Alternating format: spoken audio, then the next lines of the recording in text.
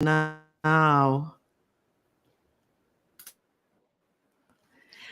Welcome to today's Attaining the Worlds Beyond.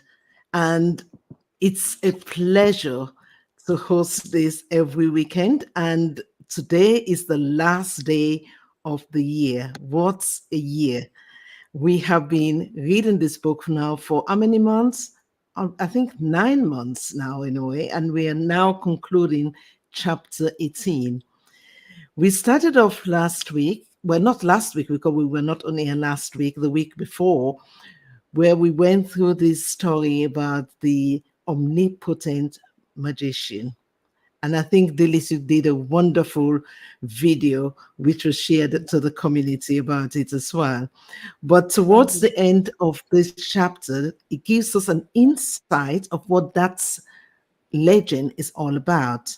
And so we're going to conclude and just talk about it. And then we will share our aha moments in the last 9 months of reading this book before we enter 2024. For me, this chapter, having read the conclusion of the omnipotent magician, it left me with one single thought. We are spiritually blind. We don't see the spiritual world. And the reason why we don't see the spiritual world is because we are structured in such a way that our cells have screens that cover the spiritual world. And even the soul has screens. And what our work is to take off those screens. And that's the work we have to do to be able to get our spiritual side. Francis? Yeah, you sort of poignantly put it. That's very interesting, because I will also add to it that even physically we think we see, but we don't see. Because when you look at the way the structures, the senses are designed, it just filters, the little bit that a person perceives. What I perceive is what is actually filtered by my sensory organs. And that reflects, just like you said, in the spiritual world, the same, that we have eyes, we think we see, we think we perceive, but truly we don't really perceive, and until a person, comes to that point where these shadows are taken away, or the screens are taken away spiritually, we do not perceive anything. We don't. Delis? I guess what I'd like to add then is just that through the yearning that is discovered by the different experiences that we have, the yearning that develops, slowly that is able to help us to remove the screens and be able to come closer to the Creator. The magician is waiting, the magician is lonely. And so, if we are like the magician, we will at some point experience this loneliness, this yearning to fill our heart. And that drives us forward to slowly remove the screens and start to perceive the world from a different perspective. It actually kind of feels to me as if it highlights all of the chapters that we've gone through up till this moment of how to slowly, slowly remove those screens and be able to see Him. Source, love. Sheila, please. Absolutely. Absolutely. I think there is also this element in this section in the book that talks about there are three equation here: the creator, the purpose of creation, and the source. Because the in fact, we in our uncorrected version, i.e., the ego, we can't even perceive the screen, not to mention what lies behind the screen, because we just live in this bubble where we think what's in it is what exists in the reality. We can only we can't even talk about the creator. Well, we can begin to talk about the purpose of creation, which Mhm. is the revelation of the creator to the souls, but because the souls are the corrected part, which is similar to the creator, so they can Mhm. perceive. Now, this is the bit that we need to get to where we discover our souls. And I remember in previous chapters, we talked about our egoistic qualities, which are in opposition of the qualities of the creator, and we have to consistently strive to correct them. And as we correct those egoistic qualities, we develop our souls, or develop our soul, or we recover our soul. I don't even know whether it's develop or recover, or we get to this point where Recover. we can begin to sense the creator, which is the soul within. And for me, it's a very surreal chapter for me, because I suddenly Mm. realized this is this is the real work that we have to do in in this world. Until we develop the soul, we can't even perceive the creator. But then to develop the soul, we have to recognize that there are lots and lots of skin, because it talks about five levels. And within those five levels, Yeah. there are sub levels as well. So 125 Yeah. stages. And I'm thinking, which stage are we? I don't even know whether I'm in stage 15 or stage 20. Oh, or perhaps in zero. Yeah. Yeah. 125 levels. Yeah. Well, I hope not, because zero would be a very sad place to be. That way we haven't even started the work yet. Yeah. But adding to what you said, is interesting that at every stage, the magician, the good-hearted magician, waves his magic wand, right? So we are not left to our own devices. He waves his magic wand, and a sensation, starts within the soul to take another Mm. step.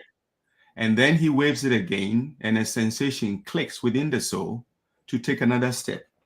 But it comes to a point where he says, Ralph Lightman says, one must learn to make wonders by oneself. And that is page 222, paragraph 5, the last sentence. Mm. Yeah, one must learn to make wonders by oneself. So it's a dance. The Creator is leading us. We groping in the dark, but gradually the light is filtering through. And as we perceive that light by his waving his wand, we gradually are taking steps and learning to dance with him until we fully come to merge with him through all the 125 degrees. Delis? My mind keeps jumping from the beginning of the book to this chapter, etc., and how it all interlinks. I think I'm just going to read the last paragraph of this chapter, if I may. Yes? From all the above, it becomes clear that in creation there are two participants, the Creator and the human being, who was created by the Almighty. All the other visions that arise before us, whether our perception of our world or even our perception of higher worlds, are only the different phases of revelation and disclosure of the Creator on his way to coming closer to us. And then, if I may be bold enough to now jump back to right at the beginning of the book, actually the introduction, right? I read the introduction again and I'm like, okay, wow. Dr. Lightman's teacher told him that all that it is that he wants to give to him is the ability to turn to the Creator and get closer to the Creator. And basically, Dr. Lightman is trying to show us the way of getting closer to the Creator, and the way that we have to go through that. Sheila, I'm going to hand over to you again. Absolutely. So, for to sum it all up, one can say that the purpose of life is to discover the Creator. That's the fact that we are clueless that is what the purpose of life is is in itself, it's a sobering experience, because we spend years in this world dressing, adorning ourselves externally, eating and drinking, doing all sorts of things corporeally, ignorance of the fact that actually the purpose of life is to exit all of these things that you think will give you the real pleasure. Because eventually, the pleasure you're really looking for doesn't reside in all the things that you see today. And then, as usual, life takes a turn. And when it takes a turn, we very often begin to cry and begin to lament, because we do not have any clue that actually the purpose of life is to find the magician. It was never to sit in the Disney world that we think we've created for ourselves, enjoying all the games and the toys within this bubble that we find ourselves. And we lament because we don't understand what to do next. And this book, the brilliance about this book is this: anyone who reads this book can begin to understand why things happened the way they happen, and begin to understand that there is no need to scream or shout or lament, because all the images are part of those screens. Because I began to look at them and say, well, hang on a minute. So the war that happens is the screen.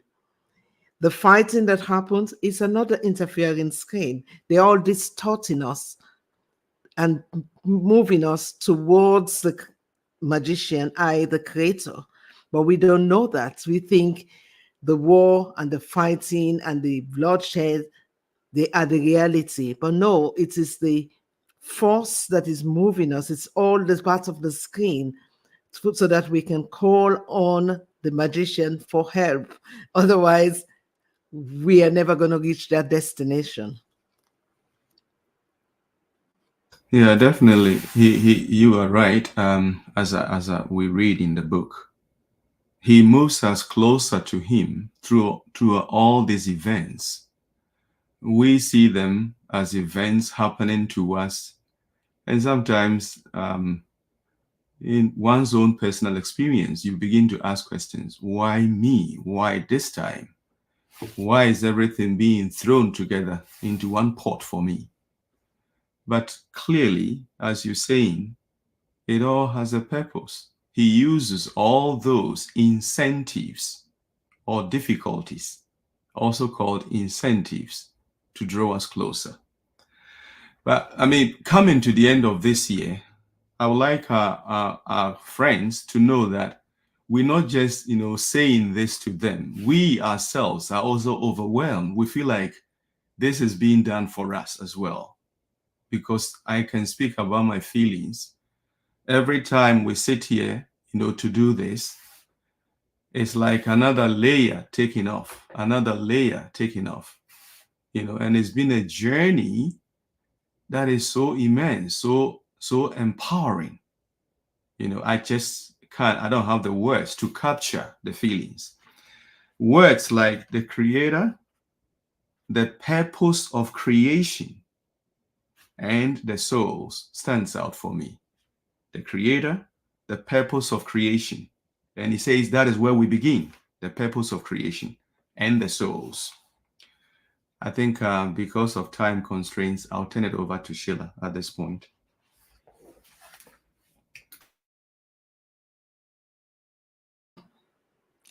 Dilys, do you want to say anything before I wrap up? There's so much to say that I cannot say anything.